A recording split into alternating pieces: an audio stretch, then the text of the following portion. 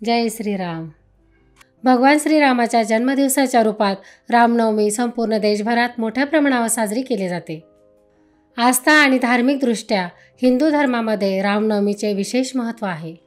भगवान रामाचा जन्म चैत्र पक्षातील शुक्ल पक्षाच्या नवमीला पुनर्वसू नक्षत्र आणि कर्क लग्नातला आहे.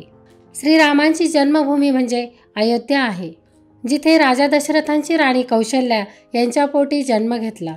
या दिवशी भगवान श्रीरामांच्या जन्मानिमित्त सर्वजण आनंद साजरा करतात.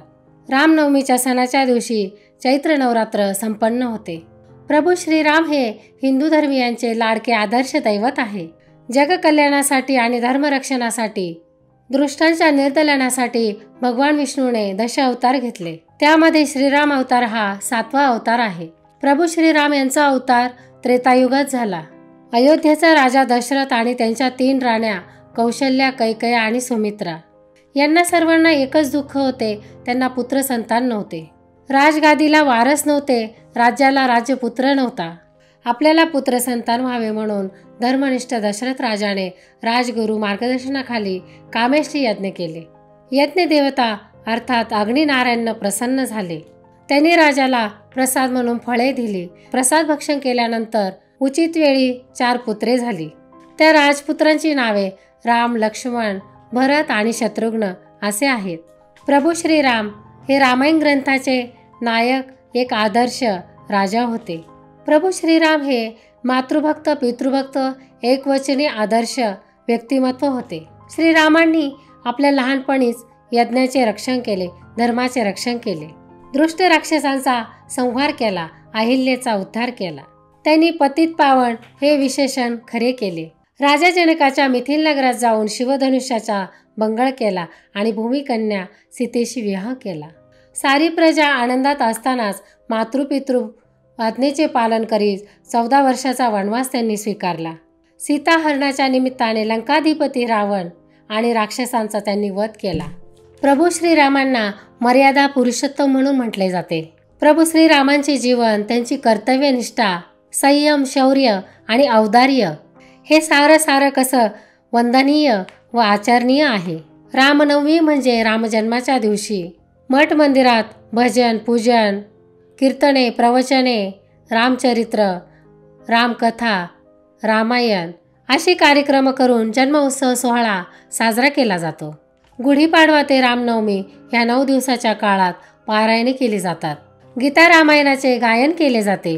दुपारी 12 वाजता रामजन्माचा पाळणा म्हणून श्रीराम जन्मोत्सव म्हणून साजरा केला जातो. या दिवशी संध्याकाळच्या वेळेस दीपदान व्हावे म्हणून 9 दिवे लावले जातात. ते दिवे अशा प्रकारे लावायचे आहे. पहिले 2 दिवे आपल्या मुख्य प्रवेशद्वाराजवळ लावायचे आहे. 3रा दिवा तुळशीजवळ लावायचा आहे आणि त्यानंतर 1 दिवा बाल्कनीमध्ये किंवा अंगणामध्ये लावायचा आहे.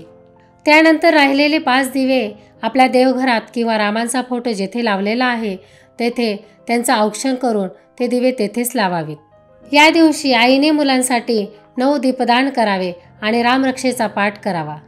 शास्त्रानुसार भगवान श्रीरामांनी लंकेवर विजय मिळवण्यासाठी माता दुर्गेची उपासना केली होती. या दिवशी अयोध्येमध्ये चैत्र राम जत्रेचे भव्य आयोजन केले जाते.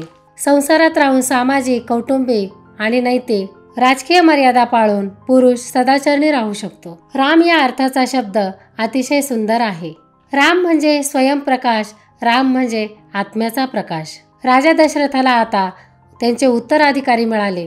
तेव्हापासून या तिथीला रामनवमीच्या रूपाने साजरी केली जाते. रामनवमीचा दिवस हा अत्यंत शुभ दिवस मानला जातो. या दिवशी विधिवत भगवान रामाची पूजा केली जाते.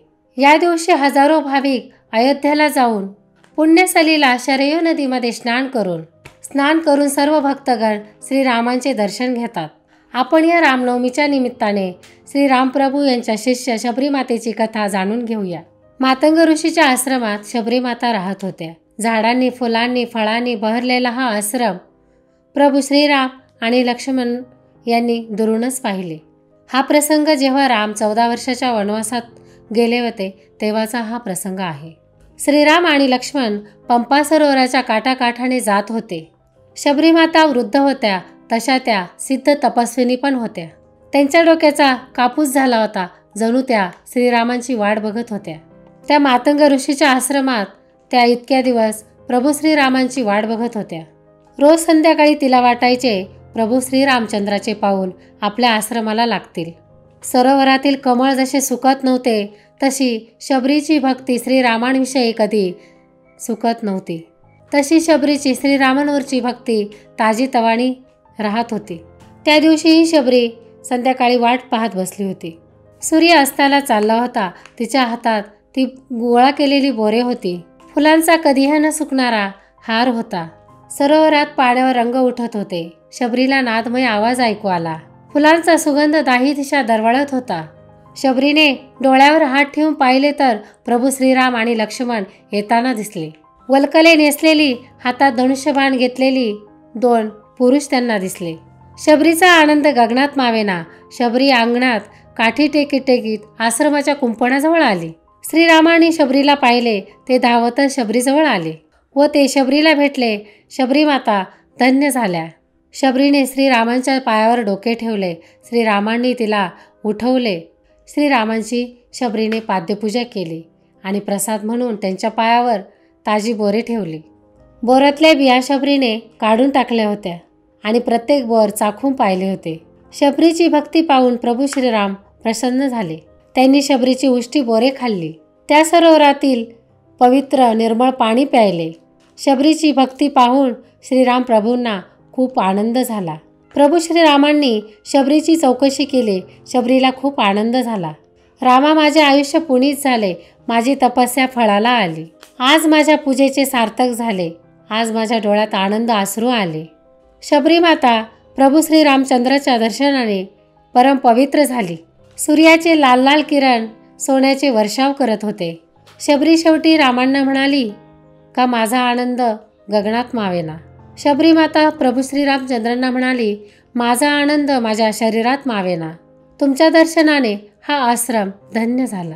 तुमच्या दोघांची वाट बघत मी कित्येक मास अशी उभी ताटकळत होते. मला आशीर्वाद द्या. मी मातंग ऋषीची दासी आहे. आता मी महर्षी ऋषींच्या आश्रमात जात आहे. कारण महर्षींना नेण्यासाठी देवलोकावरून विमान आले आहे. जाताना त्यांनी मला सांगितले प्रभू श्री रामचंद्र या वाटेने येत आहे. त्यांचा आदर सत्कार कर. त्यांची पाद्यपूजा कर. मग तू पवित्र होऊन अक्षयलोकी ये. श्रीराम प्रभू, मी धन्य झाले. शबरीच्या डोळ्यात अश्रू आले. श्रीरामांनी तथास्तु म्हणताच मस्तकी जटा आणि शरीरावर चीर तसेच काळे मृगचर्य धारण करणाऱ्या शबरी मातेने स्वशरीराला कुंभ हवन केले. त्यामुळेच तिला प्रज्वलित अग्नीचे रूप प्राप्त झाले. दिव्य दिसणारी शबरी माता संपूर्ण परिसर उजळून टाकी क्षणार्धात निघून गेली. या कथेचे तात्पर्य असे की शबरीची भक्ती पाहून आपल्याला त्यांच्या रामनाम जपाने आपले आयुष्य जीवन सुंदर बनवून टाकूया. तसेच आपल्या महाराष्ट्रात अयोध्येला जानेवारी 2024 प्रभू श्रीरामांची मूर्ती व मंदिराची स्थापना झाली आणि म्हणून आपल्या झोपडीचे भाग्य उजळले. म्हणून या दिवशी प्रभू श्रीरामचंद्रांची शिष्य शबरी माता यांच्याविषयी कथा आठवली. मेरी झोपड़ी के भाग आज खुल जाएंगे. राम आएंगे, राम आएंगे, आएंगे राम आएंगे. राम आएंगे तो अंगना सजाऊंगी. दीप जला के दिवाली में मनाऊंगी. मेरे जन्मों के सारे पाप धुल जाएंगे. राम आएंगे, राम आएंगे, आएंगे राम आएंगे. मेरे झोपड़ी के भाग आज खुल जाएंगे. राम आएंगे.